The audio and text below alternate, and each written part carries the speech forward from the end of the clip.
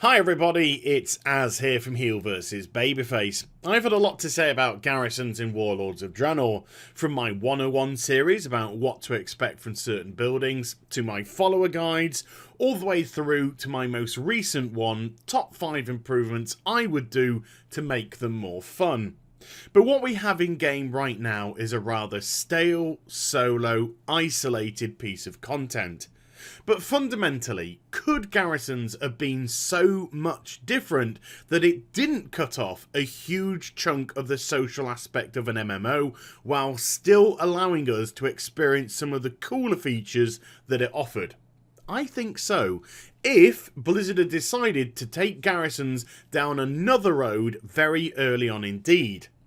Back in BlizzCon 2013, Blizzard announced the main capital cities for Warlords of Draenor, Bladespire Fortress for the Horde, and Temple of Caribor for the Alliance. They also announced that your garrisons could be built in any of the Draenor zones, with the ability to change the location should you wish at a later date. However, very early on in the beta's life, Blizzard also announced, rather gingerly mind you, some very sad changes to the game. No longer would Bladespire and Caribor be capital cities, and no longer would you be able to move your garrison outside of the starting zone that your faction began in. It is right here, before this announcement was made, that I personally would have pitched my idea as to how to develop your garrisons. It was very clear to a lot of people that removing the amazing capital cities that had been built would have a massive effect on the socialisation of the expansion. The hubs that were initially only built for the Ashran PvP zone had to rather hurriedly be expanded upon to accommodate a lot more people, and never at any time had the look, feel or inclination really to have garnished the name Capital City. So much so that even Blizz would always refer to them merely as faction hubs. Suddenly, your garrison was now not only your base to work out of, it was also your capital city, one that only you could enjoy. We had thousands upon thousands of people phased on top of each other, with none of them being able to be the least bit social due to the nature of how Garrisons was set up. So what would I have done? To me, saving the capital cities was just as vital as saving the garrison themselves. We haven't had a major capital city since the Wrath of the Lich King expansion in Dalaran. Cataclysm confined us back to Stormwind and Orgrimmar, Mists of Pandaria brought us a couple of tiny little shrines, and Warlords of Draenor, well, faction hubs or garrison. So why weren't garrisons incorporated into the actual capital cities then?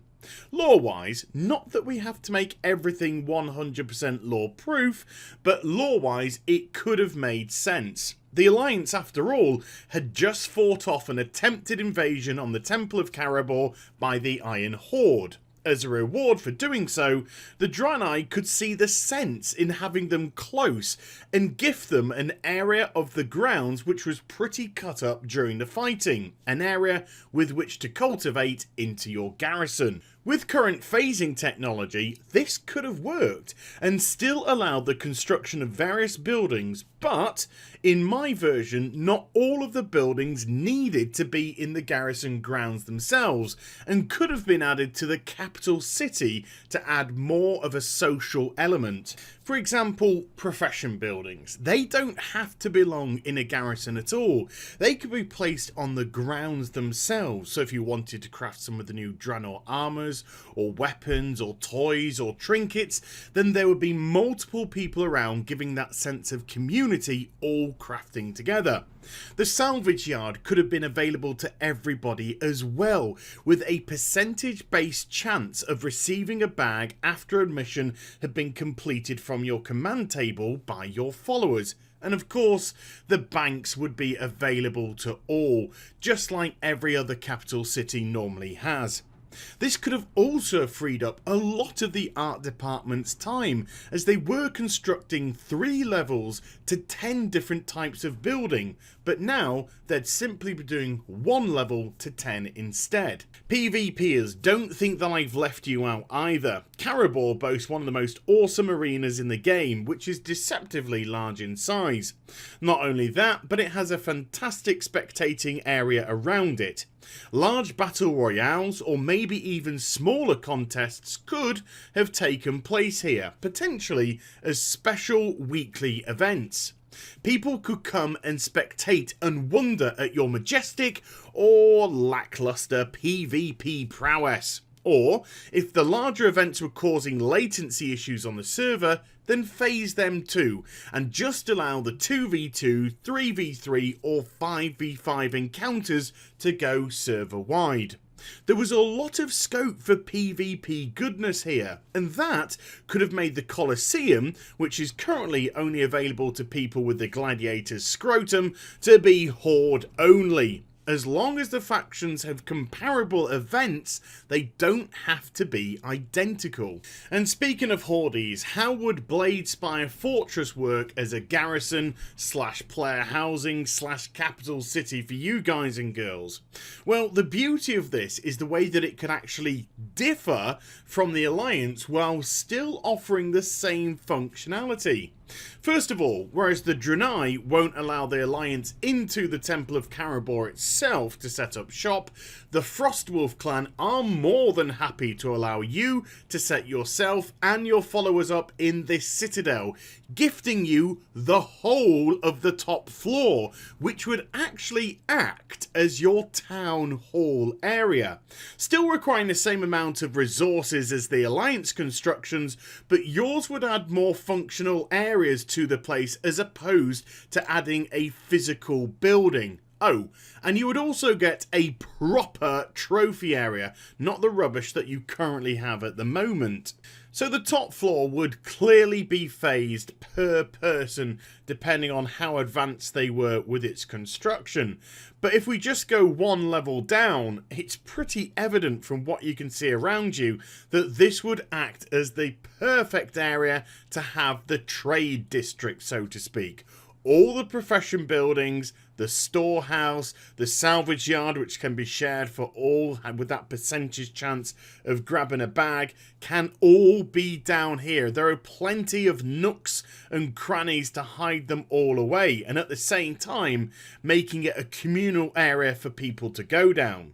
But what about the bigger buildings, things like your stables and such, which would require larger open areas? Well, go through that door there. Why can't this area be phased, fixed up, and the construction of some buildings begin here? You can use the actual fortress itself and add constructions on top of it to make it singular to you only. Not only that, if we go outside the back door, there is a large area here which is simply going, well, for nothing. Nothing's happening here, it's not being utilised, and once more, this is the perfect place for you to place another couple of buildings or so, which would then spread things out a little bit. And don't let that term scare you that things are going to be too spread out, because you can manoeuvre easily between different areas with some very strategically placed portals. So people that don't want to go running around everywhere do have access to areas in the blink of an eye, quite literally.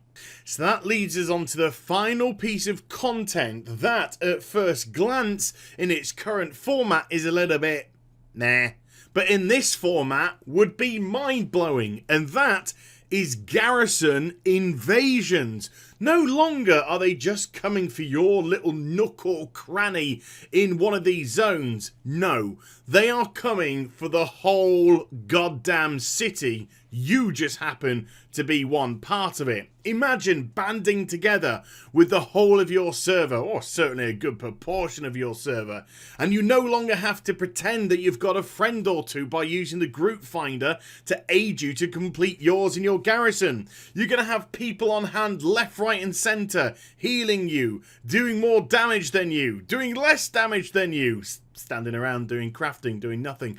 But the opportunity is there for the whole of communities to get together and smash back the invasion. And based on your own performance, your DPSing, your healing, your tanking, how much you managed to hold people back and the damage that you were taking because of it, they could base a whole reward system on it that we kind of have a little bit now. The more you do, the better the reward that you could potentially open up to yourself. So there we go. If Blizzard had looked at Garrisons in a different light, instead of culling some fantastic places like Bladespire Fortress and the Temple of Caribor, they could have actually united them with Garrisons to make them not just a social experience, but in an environment that was absolutely amazing, and yet with you as a player still having customization about what you wanted to fiddle around with. So let me know what you think in the comments down below, and I hope you enjoyed the vid. If you did, do give it a thumbs up and also subscribe to my channel. Follow me on social media and Twitch for live streaming. Those links are in the description down below, and I'll be back with some more stuff very soon. You take care, everybody. Bye-bye.